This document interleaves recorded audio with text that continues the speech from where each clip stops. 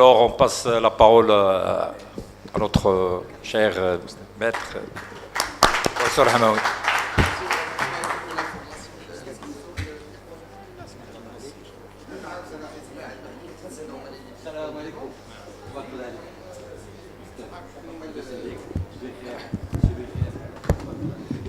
S'il vous plaît, pour nos amis et confrères qui ont passé l'examen du diplôme universitaire aujourd'hui, ils vont recevoir leur diplôme à la fin du congrès, comme d'habitude. Ils vont recevoir donc les copies de leur diplôme. C'est vrai que monsieur le doyen était absent, il arrive dans très peu de temps pour pouvoir les signer. Et donc, à la fin du congrès, Inch'Allah, ils seront signés et ils seront distribués. Tout ce que c'est-à-dire que pour que vous puissiez les amener avec vous. Aujourd'hui, à la fin de la présentation du professeur Al-Alami, on va vous les distribuer.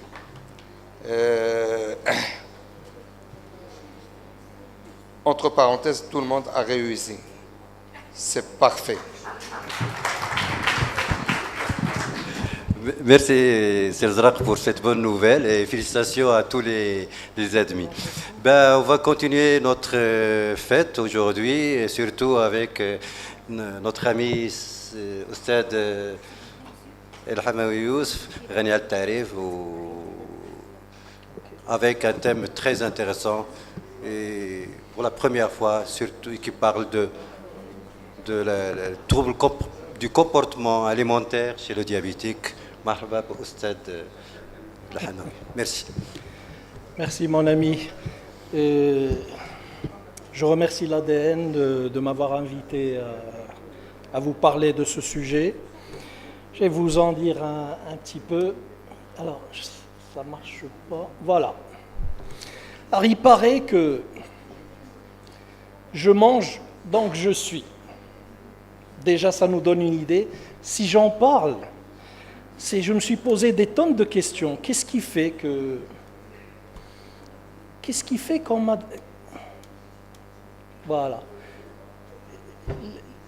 Au départ, quand j'ai vu le titre, troubles des conduites alimentaires et diabète, je me suis dit peut-être qu'on va partir sur obésité, prise de poids, et ça entraîne diabète type 2, etc. C'est très connu. En faisant un peu plus de recherche, j'étais un peu déçu, ça n'a rien à voir. Alors déjà, je passe rapidement là-dessus, il y a pratiquement 2 milliards de personnes en surpoids dans le monde, mais je me suis posé quand même cette question, pourquoi moi? Qu'est-ce qui fait que Nordin Sqat m'a sollicité pour ce genre de choses? Docteur Raji m'a appelé, il m'a dit, voilà, on veut que tu parles des troubles des conduites alimentaires. Diabète, certes, ça fait allusion aux troubles des conduites alimentaires, mais je me suis dit quand même, le psy que je suis, à force de voir des patients, des fois, on ressemble aux patients. Et j'interprète énormément, et je me suis dit, non, c'est pas anodin, c'est pas... Il y a quelque chose. Tout à l'heure, docteur Ben Shkron, dans le hall, me disait, t'as pris du poids, t'as maigri, Et donc, quelque part, je me dis que c'est pas... Mais finalement, je me suis dit, peut-être parce que je suis psychiatre, c'est normal, je suis censé parler des troubles des conduites alimentaires, diabète, et puis la plupart de la salle me ressemble en quelque sorte en termes de silhouette, donc je vais être à l'aise, quelque part. Alors, alimentation et âge, j'ai fait une petite recherche, déjà ça, pour décontracter un petit peu l'ambiance. Messieurs, on n'est pas les seuls. Avec l'âge, c'est tout à fait normal que notre silhouette change. Tout à fait normal. Regardez ces gens dont le métier, justement, est de faire attention à leur silhouette, en change avec l'âge. Maintenant, l'humanité, il paraît que l'humanité est en train de se transformer et de changer. Mais là encore, je sors un petit peu du sujet. Je suis censé vous parler des troubles des conduites alimentaires, mais je me suis dit, si on voit un peu ce qu'il en est au niveau du cerveau, l'IRM fonctionnel, de la vision du corps, différence entre homme et femme. Regardez, la femme par exemple, c'est le cortex préfrontal bilatéral, région limbique, l'amygdale. En fait, c'est le côté émotionnel. La femme raisonne en matière de perception de son corps, essentiellement de manière émotionnelle, alors que l'homme, c'est un autre volet. on localise notre corps comme un objet dans l'espace. C'est le lobe, disons, la zone responsable de la vision. On localise notre objet, on est un objet au milieu d'autres objets. S'il y a encore d'espace, il faut combler l'espace. Donc on a le droit un petit peu de... Maintenant, les causes, c'est l'impact déjà de l'âge. Mais vous savez que le sommeil joue énormément. Moins on dort, plus on mange.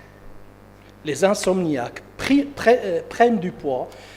Il y a d'autres raisons aussi qui peuvent expliquer le « ça passe pas ». Voilà, il y a ça aussi. Un côté culturel, la valorisation du culte de la minceur.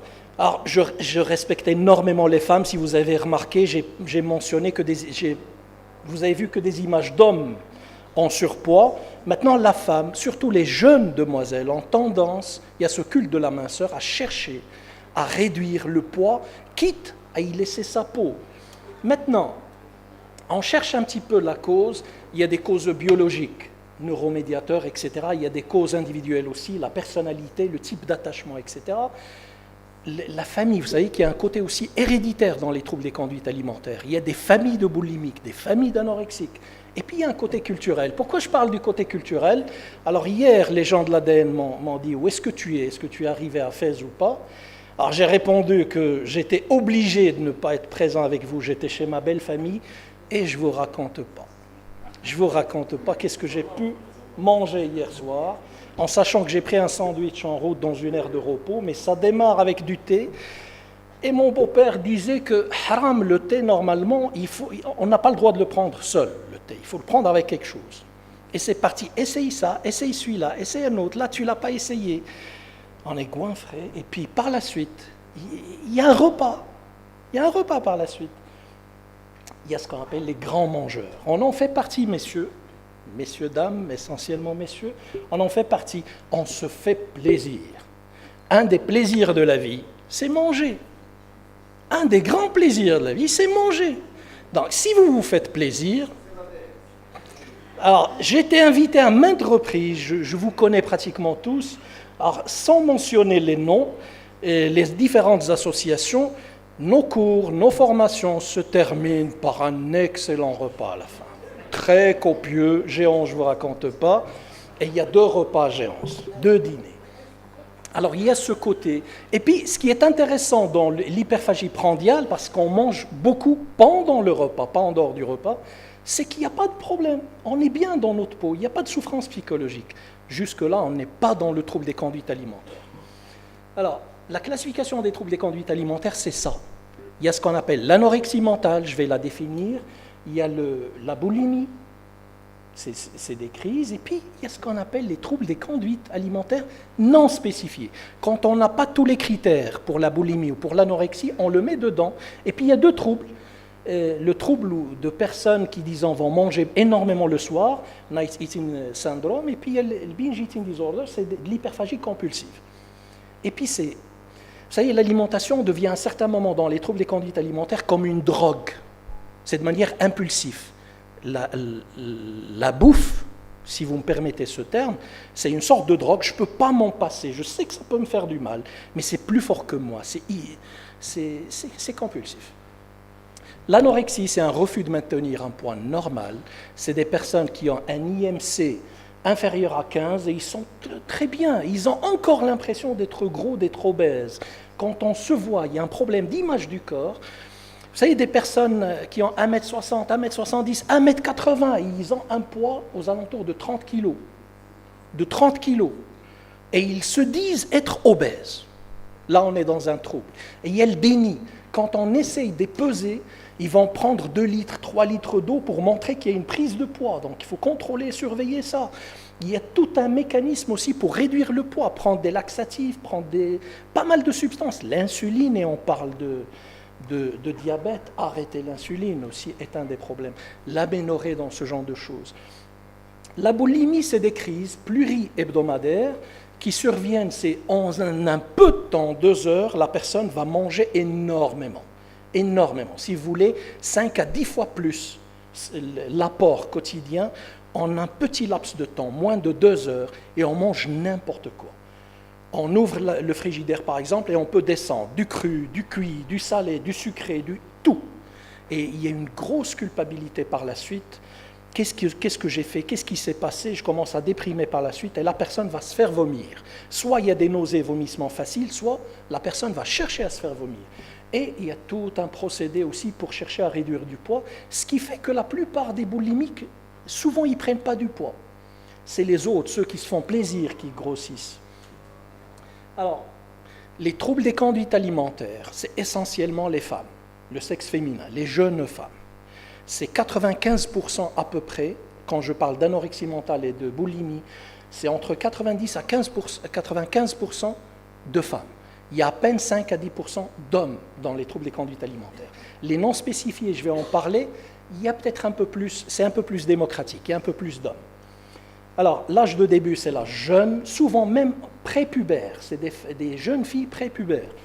Et c'est très compliqué, toute une dynamique familiale, toute une relation. Quand on parle à nos enfants, et on n'arrête pas de dire « mange, pourquoi tu ne manges pas ?» On est en train de créer quelque part quelque chose. Et puis vous avez l'hyperphagie compulsionnelle, c'est une hyperphagie boulimique aussi, manger énormément. Mais ce qui est intéressant, c'est qu'il n'y a pas ces stratégies pour réduire le poids, contrôler le poids. La personne ne va pas se faire vomir. Et puis, là, très légère prédominance féminine, c'est un peu plus démocratique, 2% de la population, et là, il y a obésité. Et on a le problème de nuit, les insomniaques.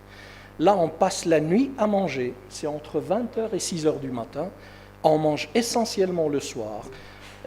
Imaginez-nous aussi ceux qui font l'horaire continu, on ne prend pas de repas normal, on est un peu décalé, notre horloge est décalée, les films le soir, ou travailler le soir, je ne sais pas ce qu'on est en train de faire, et on mange. Là, on peut prendre du poids.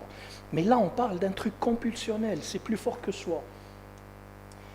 1,5% de la population générale, l'insomnie est un des facteurs, disons, étiologiques de ce genre de choses, et on a de l'obésité dans ce genre de troubles. J'essaye d'aller un peu vite. Alors, dépistage. On est face à un diabétique. Comment on va faire pour penser à un trouble des conduites alimentaires? Osez poser là encore deux questions, comme ce qu'on a l'habitude de faire avec la dépression. Deux questions. Une première, avez-vous eu un problème avec votre poids ou votre alimentation? La même question peut être posée à la famille, parce que quand on est dans l'anorexie mentale, la personne dénie ce genre de trouble. Deuxième question, est-ce que quelqu'un de votre entourage pense que vous avez un véritable problème avec l'alimentation? Chez l'enfant, il y a la courbe staturopondérale, il y a la courbe du poids qui va donner une idée, il y a l'IMC, chez l'adulte essentiellement l'IMC. Alors, si on parle maintenant réellement, pourquoi parler du diabète et du TCA, au trouble des conduites alimentaires? Il paraît, la plupart des études actuelles montrent qu'il y a réellement une augmentation significative des troubles des conduites alimentaires chez le diabétique de type 1. Regardez, je m'attendais à trouver le problème chez le type 2, qui est réputé être en excès de poids, alors que là, on parle de diabète type 1 et pas type 2. Si vous voulez, c'est l'obésité entraîne le diabète, type 2. Mais là, c'est le diabète qui entraîne peut-être, la relation là encore bidirectionnelle, qui entraîne peut-être le trouble des conduites alimentaires. Risque accru, c'est des jeunes femmes diabétiques, jeunes femmes, 2,5 fois plus de troubles des conduites alimentaires que chez le reste de la population générale. Et même dans la classification aussi des DSM, je vais en dire un mot, c'est mentionné. Alors, le type, quand on parle de boulimie ou d'anorexie, c'est comme la population générale. C'est des troubles des conduites alimentaires atypiques chez le diabétique, atypiques. Ce n'est pas le tableau type, et c'est souvent des problèmes le soir, ou c'est des compulsions comme ça, sans réellement chercher à corriger le poids. Et puis je vais dire un mot sur l'insuline tout à l'heure. Alors regardez une revue de littérature entre 1990 et 2016, dernière étude 2016, l'avant-dernière 2015. Alors, regardez les chiffres. Les troubles des conduites alimentaires non spécifiés, c'est entre 30 et 76% des diabétiques qui ont des troubles des conduites alimentaires non spécifiés. C'est énorme, c'est énorme.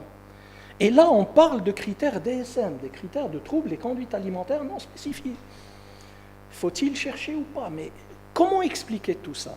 Alors, on peut dire, une des explications, une des hypothèses, c'est que l'attention portée à l'alimentation chez le diabétique, dès qu'on diagnostique, il faut faire attention à l'alimentation, attention à la glycémie, attention au poids, il faut faire de l'exercice physique. Alors tout ce genre de choses éveille en nous, s'il y a vulnérabilité déjà là, éveille en nous le problème. Et donc, bienvenue le trouble des conduites alimentaires, parce que c'est exactement la même définition. Problème d'alimentation, problème glycémique, problème de poids, exercice, etc. Alors l'anorexique va faire beaucoup d'exercices pour justement encore perdre plus de poids. Dans le diabète, le patient diabétique ou la patiente essentiellement diabétique avec trouble des conduites alimentaires va instrumentaliser l'insuline. Comment? On sait que l'insuline fait grossir, on sait que l'insuline ouvre l'appétit. Elle va sauter des prises ou elle va réduire d'elle-même, cette personne, la dose d'insuline. Et on aura une glycémie jamais correcte, toujours instable, des hémoglobines glyquées au plafond, et on ne va pas comprendre. L'entourage, tout le monde, elle est là, disciplinée, elle vient en consultation, elle se fait ses gingives, mais il y a toujours ce problème. Pensez aux troubles des conduites alimentaires. À chaque fois qu'il y a un diabète instable et que vous remarquez un problème de poids, on y pense. Alors, regardez l'omission d'insuline. Différentes études chez des diabétiques, l'omission d'insuline, ça va de 11 à 30% des cas des diabétiques. Voilà quelques signes chez des patients avec troubles des conduites alimentaires, obsession par rapport au poids, peur de grossir, dysmorphophobie, etc. Vous avez même aussi le tableau biologique, je passe rapidement. Alors les conséquences, quand on se pose des questions, là on a vu que c'est très fréquent. On a vu que c'est 2,5 fois plus que la population générale. Et ça peut avoir même des chiffres qui paraissent astronomiques. Mais pourquoi s'intéresser à ça?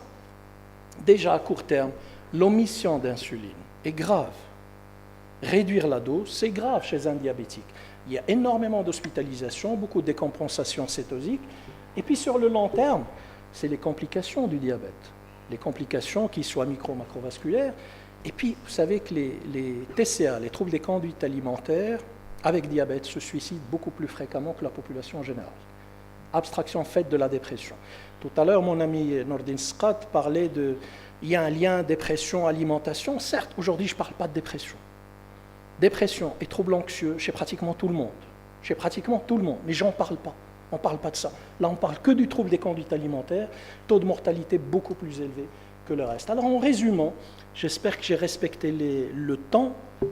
En résumant, c'est des jeunes femmes, diabétiques, jeunes femmes, souvent diabète type 1, sous insuline, qui ont des troubles de conduite alimentaire non spécifiés. Ce n'est pas des boulimies type ou de l'anorexie mentale type. C'est des troubles non spécifiés. Il y a un déséquilibre glycémique sous-jacent. Et puis, l'instrumentalisation de l'insuline. On est censé faire un peu plus attention par rapport à l'arrêt, l'omission ou la réduction de dose d'insuline, les conséquences sur la morbimortalité. Et puis, l'approche est pluridisciplinaire. Ça fait appel à plusieurs professions, plusieurs disciplines. J'aimerais terminer par juste une diapo. Pour me rassurer un petit peu, c'est celle-là. J'étais en train de préparer ma communication et je me posais cette question lorsque j'ai mis l'émoticône d'obsession par rapport au poids et je me disais pourquoi Scott m'a choisi, pourquoi Raji m'a choisi. Et là, ma femme m'a envoyé ce truc. Quand nous vieillissons, regardez, nous vieillissons déjà, quand nous vieillissons, premier point, nous prenons du poids. Deuxième point, c'est parce que nous accumulons beaucoup d'informations dans nos têtes, ça c'est bien ça. La tête ne pouvant plus contenir tant d'informations commence à remplir le reste du corps. Attention, tu comprends maintenant, tu n'es pas gros, tu es instruit. Merci tout le monde.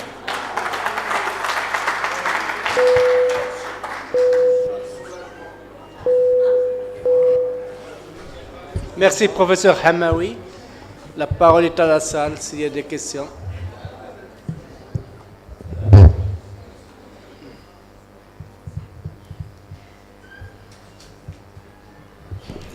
J'aimerais bien poser une question à professeur El Hamaoui.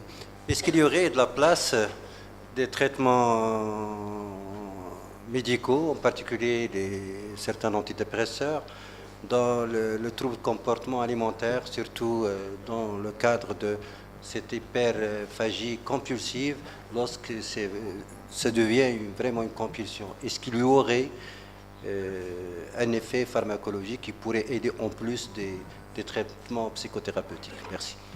Alors, question de temps, on n'a que 30 minutes, j'ai préféré parler du trouble et pas de la conduite à tenir. Alors, traiter les troubles des conduites alimentaires fait appel aux antidépresseurs et essentiellement à la psychothérapie. essentiellement à la psychothérapie. Alors parmi les antidépresseurs, il n'y a que la fluoxétine qui est l'AMM, la plus utilisée, c'est dans la boulimie, pas dans l'anorexie, la boulimie. Et souvent, il y a des boulimies associées à de l'anorexie mentale. Donc la fluoxétine garde son intérêt. Tous les antidépresseurs, parce que souvent, il y a de la dépression et des troubles anxieux, gardent aussi leur place. Prendre avec pincette certaines informations concernant aussi certains antidépresseurs, venlafaxine et paroxétine, qui paraissent liés à une légère augmentation du risque diabétique type 2, mais le reste, on utilise n'importe quel autre antidépresseur. La prise en charge fait appel essentiellement à la psychothérapie. En chef de file, il y a la TCC, thérapie cognitivo-comportementale. Oui?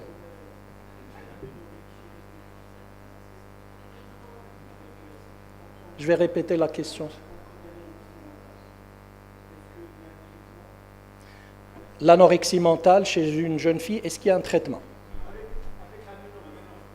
Il y a souvent, pour ne pas dire toujours, il y a de l'aménorrhée chez l'anorexique mentale. C'est un des critères aussi diagnostiques, l'aménorrhée. Maintenant, l'anorexie mentale, il y a danger vital. Il y a risque vital. Là, je vous ai dit 30 kilos, il y a des fois même plus, avec des troubles hydroélectrolytiques graves, et la personne cache son trouble, fait beaucoup de sport, mange, même si elle est obligée de manger à table, elle va trouver l'occasion pour aller se faire vomir, ou elle est en train de prendre en même temps un produit pour réduire justement cela, ou elle va augmenter son activité physique, faire soit du sport, soit... C'est une personne hyper active. Regardez autour de nous, on en trouve souvent. C'est une jeune dame très active, très dynamique, qui parle beaucoup, qui bouge beaucoup et qui est très maigre. Alors, prendre en charge ce genre de trouble est très compliqué.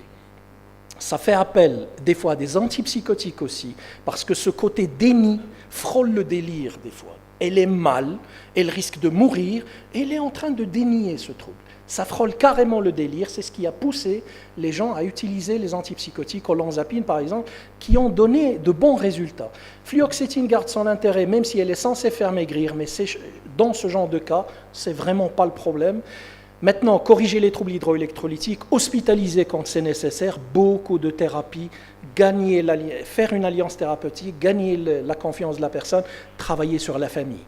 Parce que souvent, il y a un terrain familial aussi qui est défavorable. Merci. Merci, professeur Hamaoui.